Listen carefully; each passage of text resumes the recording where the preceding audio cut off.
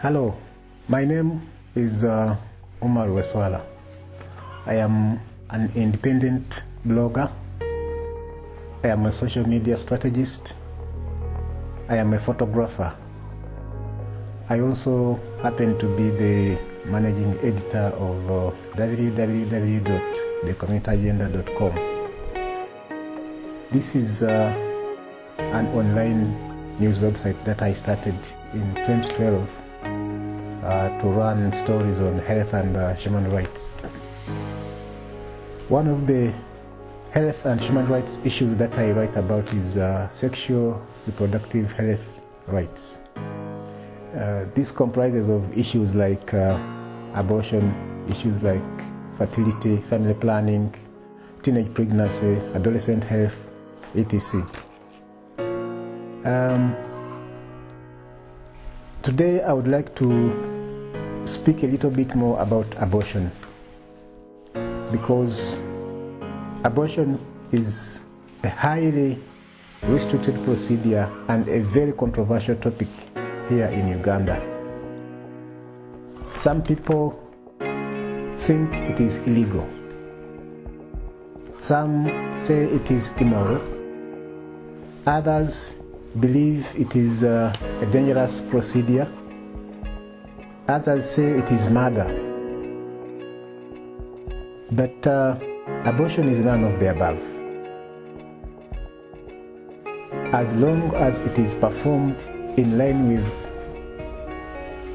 Section 224 of the Penal Code Act of Uganda, which states that a person is not criminally responsible for performing in good faith and with reasonable care and skill a surgical operation upon any person for his or her benefit, or upon an unborn child for the preservation of the mother's life, if the performance of the operation is reasonable, having regard to the patient's state at the time and to all the circumstances of the case.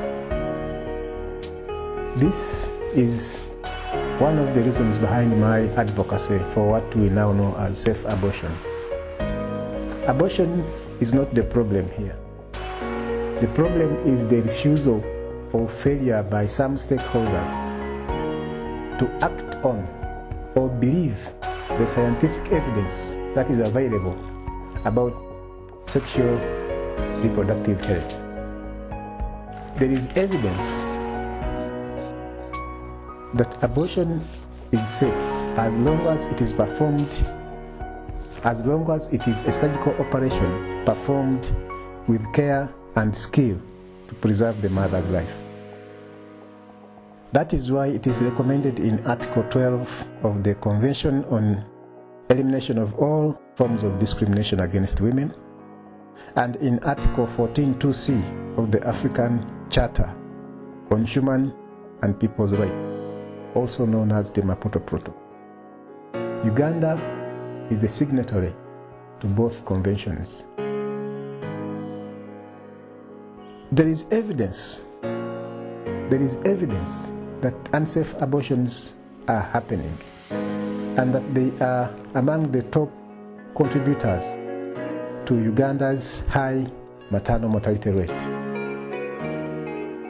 Unsafe abortions are defined by the World Health Organization as a procedure for terminating an unwanted or unintended pregnancy carried out either by persons lacking the necessary skills or in an environment that does not conform to minimum medical standards, or both.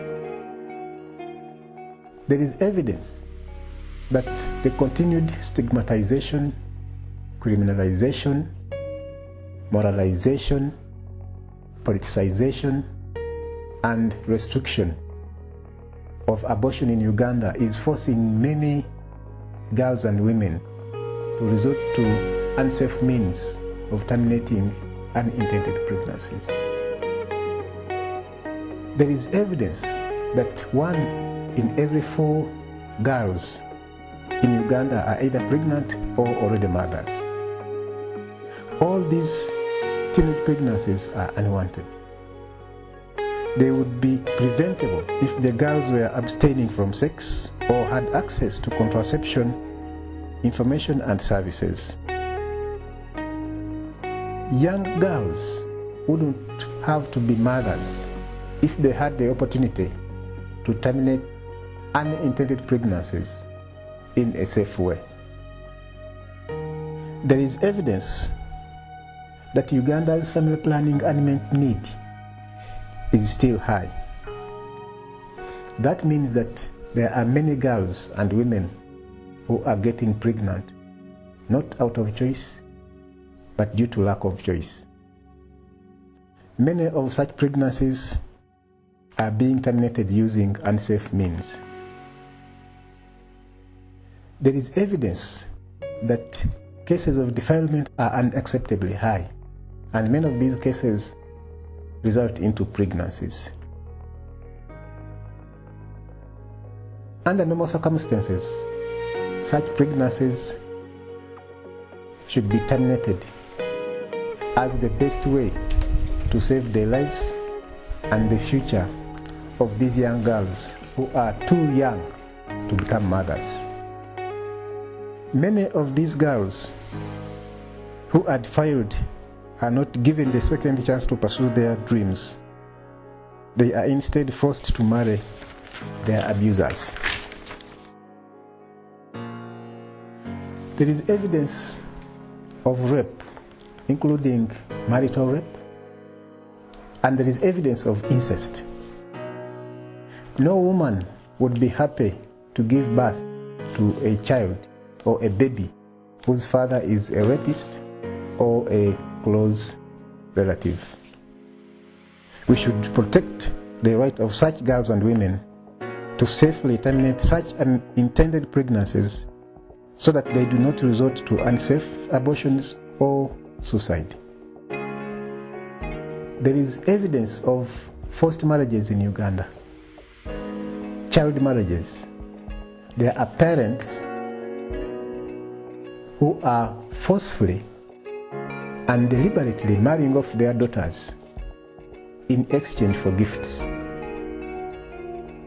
Must child brides become mothers just because they are married? There is evidence of growing cases of child neglect. Many fathers or men are abandoning their family responsibilities as providers. Many are fathering more children than they can afford to support. And there are too many stories. There are too many stories of women single-handedly bringing up and educating children, not because their fathers are dead, but because they are just useless. They are not supportive in any way. Why would you force such a woman to keep an unintended pregnancy? There is evidence that poverty is not going away, that we are not doing well both at household and national level. Households are stretched. The nation is stretched in terms of resources.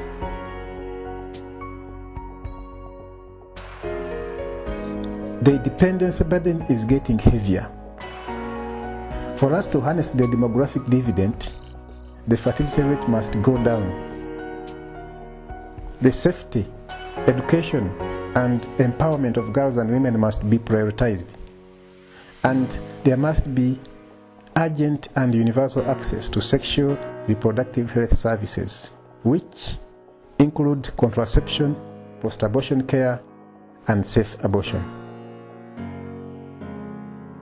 The right of girls and women to terminate unintended pregnancies, as provided for in the laws of Uganda and international conventions, must be protected, because it is their bodies, it is their choice, and it is their right.